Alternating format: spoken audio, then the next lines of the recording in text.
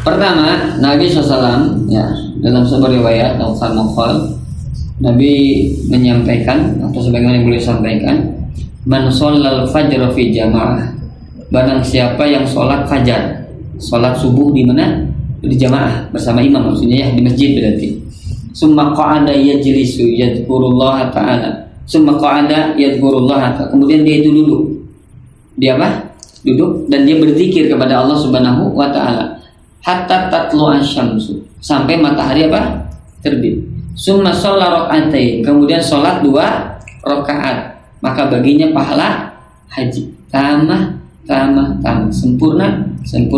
Walaupun ini hadisnya diikhtilafkan, diperdebatkan oleh para ulama. Ada yang mengatakan hadis ini lemah, tapi ada yang mengatakan hadis ini hasan bahkan sahih. Syalbani bahkan mensahihkan hadis ini. Jadi perbedaan pendapat di antara para ulama ya.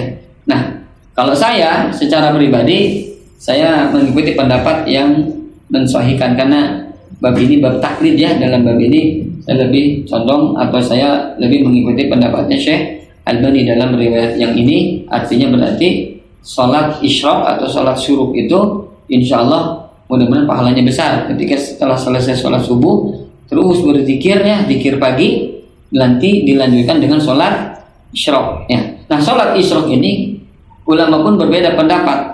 Apakah sholat isyraq itu? Ada yang mengatakan sholat isyraq itu adalah sholat duha di awal waktu. Sholat duha di awal waktu. Ada yang mengatakan itu mah sholat khusus, sholat isyraq itu yaitu tadi sholat setelah fajar, kemudian setelah zikir, setelah matahari terbit baru dia sholat isyraq. Paham?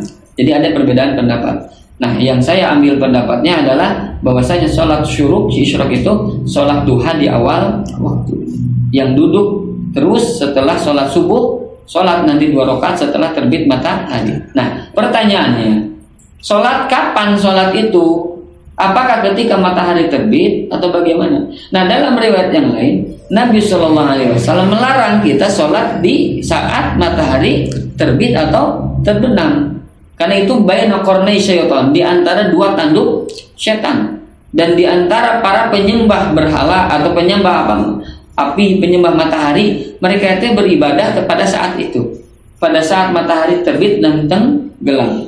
Maka dalam riwayat-riwayat tersebut dan para ulama sepakat hukumnya tidak boleh sholat ketika matahari terbit, kecuali sholat wajib yang dia itu telat begitu ya, maka dia boleh, bukan boleh, saat itulah sholat walaupun dalam keadaan matahari terbit.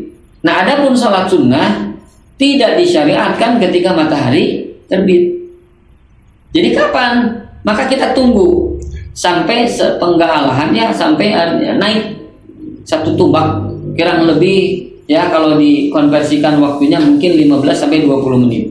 Nah, di jam-jam masjid di situ ada syuruk jam 5.50 tadi. Jam 5.50. Maka kita tambahkan 15 menit atau 20 menit amannya. Berarti kalau tambah 20 berarti berapa?